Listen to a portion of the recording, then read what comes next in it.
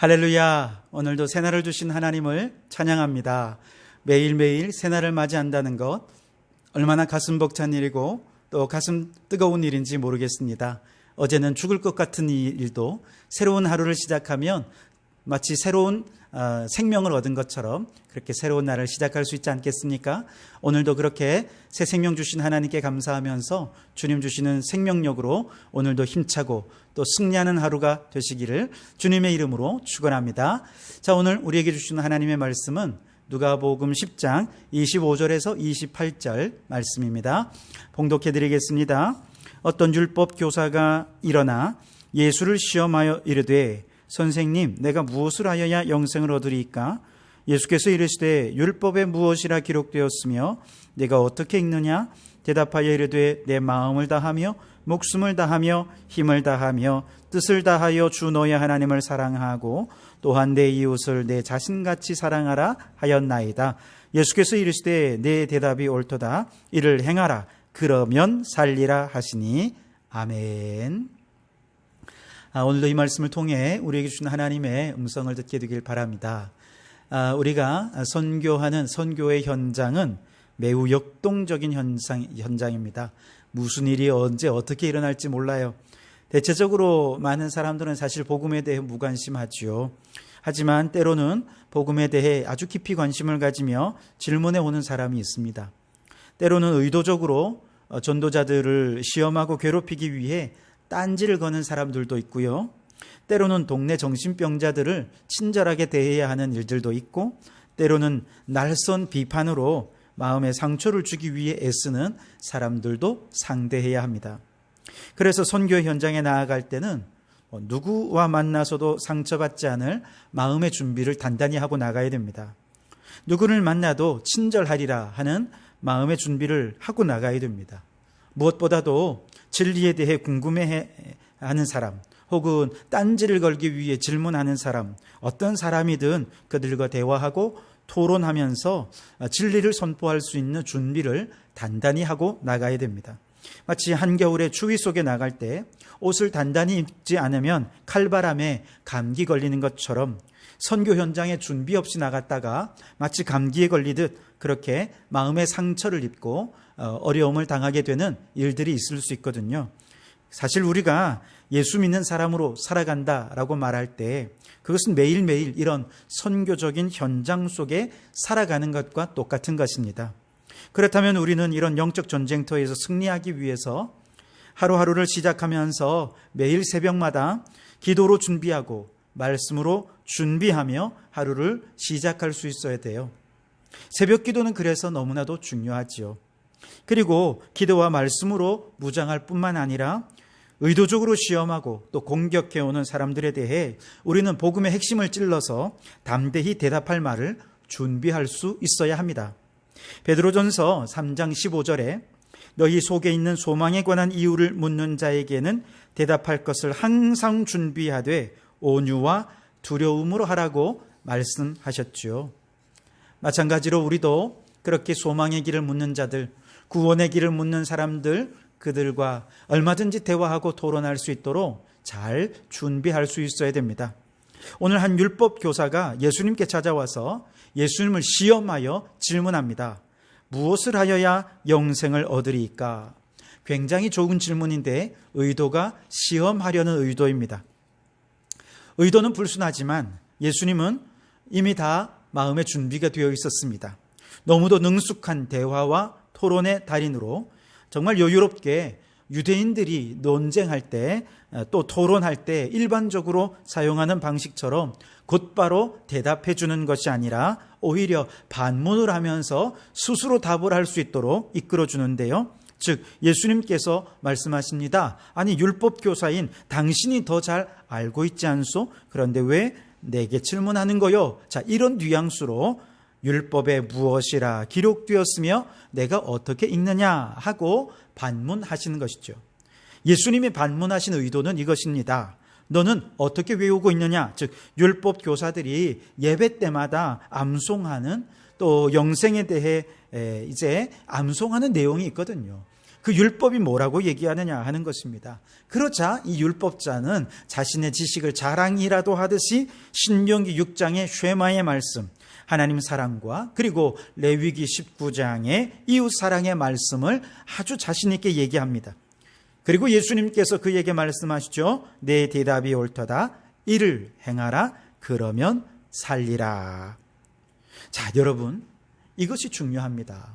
오늘 이 말씀은 성경에 관한 말씀이에요. 성경이란 무엇입니까? 하나님 자신을 계시해 주신 유일한 계시의 책이지요. 하나님이 자신을 계시해 주신 이유가 뭐냐? 죄인된 우리가 죄로부터 벗어나 구원을 얻도록 하기 위함입니다.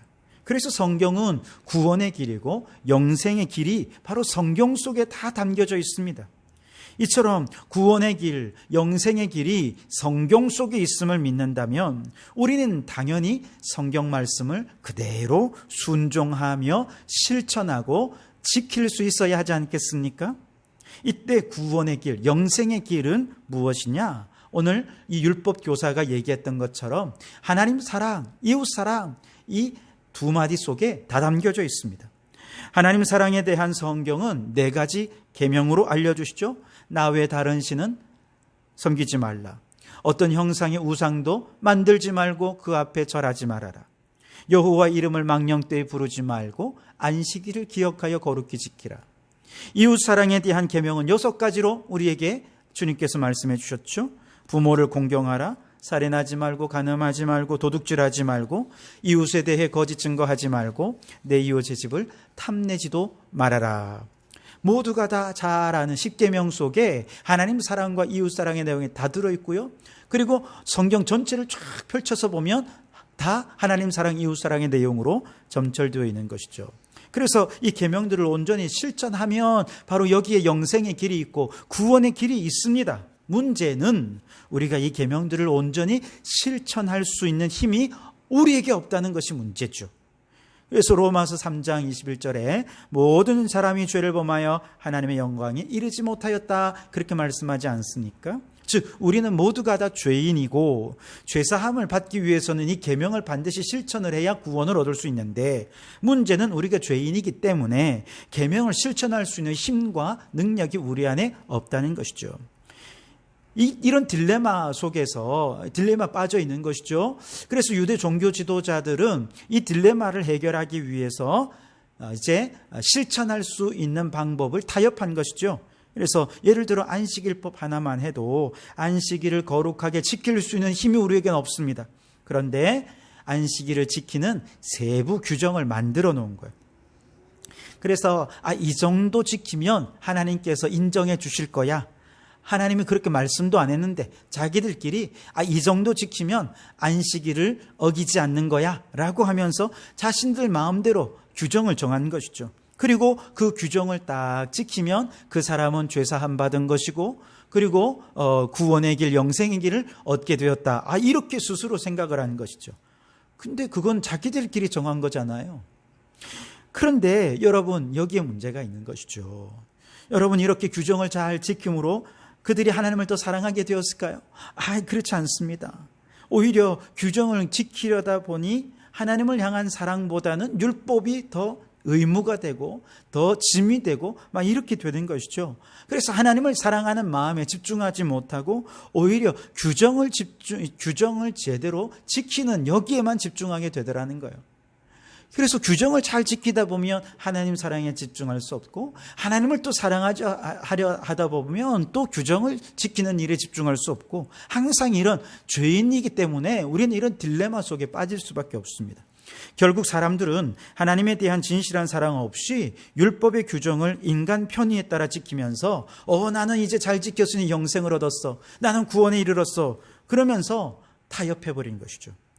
구원을 위해 주신 율법으로 그들은 또 다른 죄를 범하는 악순환을 반복하고만 것입니다. 결국 죄의 문제가 해결이 안 된 것입니다. 죄의 문제가 해결이 되지 않고서는 율법을 통해서 영생에 이르는 사람은 아무도 있을 수가 없어요. 그래서 누가 오신 것입니까? 예수님이 오신 것입니다. 우리 죄를 사해 주시기 위해 하나님의 아들이 친히 이 땅에 오신 것이죠. 그리고 누구든지 예수님을 믿으면 하나님께서 먼저 우리의 죄를 사해 주십니다. 하나님께서 먼저 우리의 죄를 예수 이름으로, 예수님의 십자가 보혈로 다 용서해 주십니다. 우리가 율법을 지켜야 용서함 받는 것이 아니라 하나님께서 예수 그리스도를 믿는 믿음을 모시고 우리의 죄를 다 사해 주시고 우리를 의롭다 인정해 주십니다. 그리고 이렇게 의롭다 인정함 받은 사람들에게 누가 오십니까? 성령께서 오셔서 그 마음을 부드럽게 녹여주시고 율법을 온전히 순종할 수 있는 힘과 능력을 더해 주신 거예요. 그래서 율법을 이제는 돌판에 새기는 것이 아니라 마음판에 새길 수 있도록 하시는 분이 성령님이라는 것이죠. 그래서 인간의 힘으로서가 아니라, 인간의 의지로서가 아니라 오직 성령의 힘과 능력으로 하나님을 사랑하는 마음으로 율법을 지키게 되고, 성령의 힘으로 율법을 지키니까 온전히 하나님을 더 사랑하게 되고, 그래서 드디어 구원을 완성하게 되는 것이죠.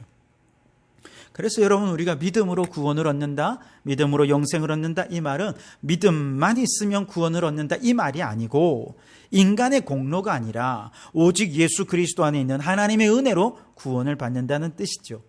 믿음으로 구원을 얻는다라는 말은 율법을 안 지켜도 된다는 뜻이 아니라 율법을 지킬 수 없는 죄인의 딜레마를 성령께서 극복하게 해주셨다라는 뜻입니다. 나는 지킬 수 없지만 믿으니 성령이 임하고 성령의 능력으로 율법을 지킴으로 죄사함도 얻고 율법을 더 철저히 지킴으로 성령 충만한 자가 되어 구원을 얻게 되었다 하는 뜻입니다. 예수님이 우리의 죄를 사해 주셔야 성령님이 임하게 되고, 성령님이 임하셔야 율법을 준행할 수 있게 되고, 율법을 준행해야 구원에 이르기 때문에 결국 예수님만이 우리의 구원의 길이다, 이렇게 결론만 지어서 얘기하는 것이죠. 예수님의 인격 속에 바로 영생의 길이 있다는 말이 바로 이런 의미입니다. 정말 이 단순하지만 그러나 너무나도 복잡한 영생의 길에 대한 이 진리가 우리 안에 명확하게 정리가 되어 있어야 돼요. 그래서 누구든지 누구를 만나든지 누가 어떻게 우리에게 질문해 오든지 진리에 대해서 때로는 시험하고 딴지를 걸고 우리를 비꼬기 위해서 질문하는 사람에게라도 친절하게 진실되게 진정으로 그 사람에게 진리에 관한 길을, 소망에 관한 길을 정확하게 얘기할 수 있도록 우리는 준비할 수 있어야 한다는 것이죠. 지식으로만이 아니라 우리의 삶으로.